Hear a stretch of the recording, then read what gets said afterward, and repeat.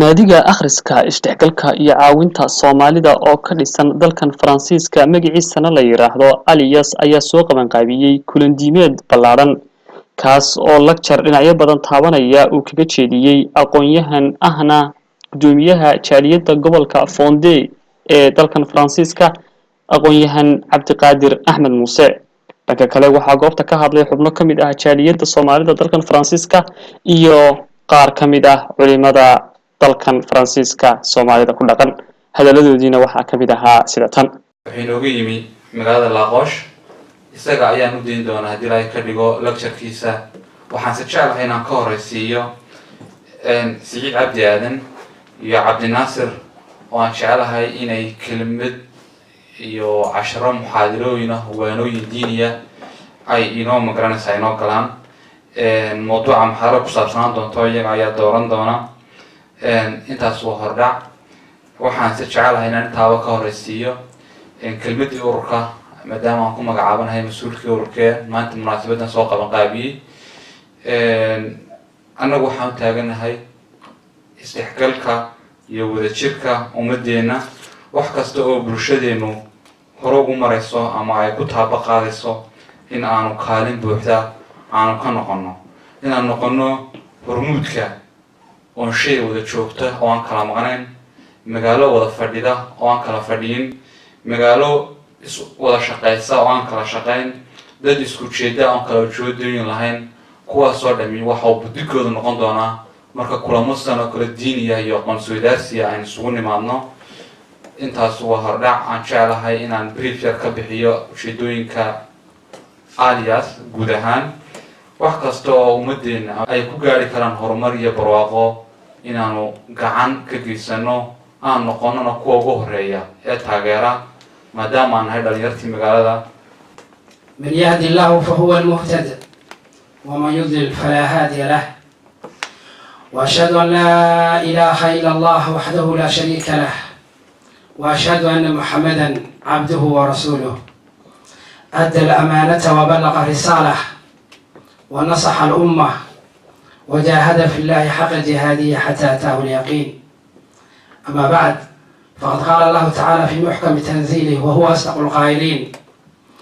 يا أيها الذين آمنوا اتقوا الله حق تقاته ولا تموتن إلا وأنتم مسلمون ولا يريد كذب إلهي بمحض سبحانه وتعالى إلهي بمحض أردم يا وسوناتي الله بالآدم نغرغي أي نغم نستي نمعاد عقلك نمعيك هو وين وحيصنا مركلني ما ديسنا نملا وحكوا عقلك ولا سيدة دويسيس كباكم مخشين تمرت آدمها وحو نقون دونا برنامج تحانا نقون دونا لما وان سلام يا أورو كوينكا وردا جيره دليرت meesha fadhida hadayna tadiinta ku horeyn inagu faa'iido gaarmeen wax arfaantii aan kala inay jirto tooxooda qabsiga waxa weeye halkan ururka iyo jaaliyad baa ka jirta midba wuxuu doonayaa wax wanaagsan qabto oo dadka wuxuu qabto oo jiilka soo koreeyo waliba la daba qabateeyo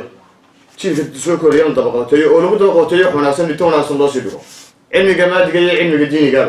tusaale ahaan baa soo qaadanaya safiyur asli hadday sinki la falgasho waxa soo baxaya sinki sulfate hydrogen oo carbon u baxaysa waxa weeye qofkii xun ee nagu xun ee diinteena ku xun ee wax wada qabsigeena ku xun hydrogen ta carbon ka ban ka dhiga doona insha Allah meel bil soo wajoodo doona insha Allah waxaan ugu boorinayaa gabagabadii waxaa kelmid dardaaran iyo duco ah soo jeediyey Sheekh Siciid Cabdi Aadan oo ka mid ah shuyuukhda ku dhaqan magaalada Nooshi ee carriga dalka Faransiiska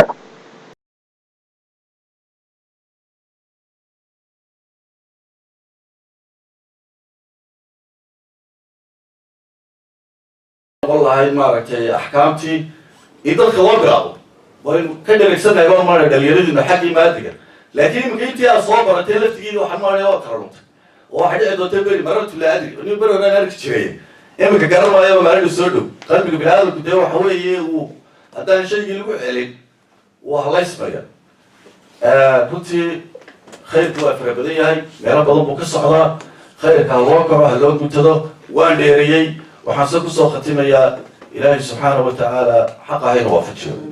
اللهم وفقنا بما تحب وترضى اللهم ول أمورنا خيارنا ولا تول أمورنا شرارنا اللهم أرنا الحق حقا وارزقنا اتباعه وأرنا الباطل باطلا وارزقنا اجتنابه ربنا لا تزغ قلوبنا بعد إذ هديتنا وهب لنا من لدنك رحمة إنك أنت الوهاب اللهم يا حي يا قيوم برحمتك نستغيث اللهم ارحمنا فإنك بنا راحم ولا تعذبنا فأنت علينا قادر اللهم إنا نعوذ بك من جهل البلاء وترك الشقاء وسوء القضاء وشماتة الأعداء اللهم لا تدع لنا في مقامنا ذنبا إلا غفرته ولا هم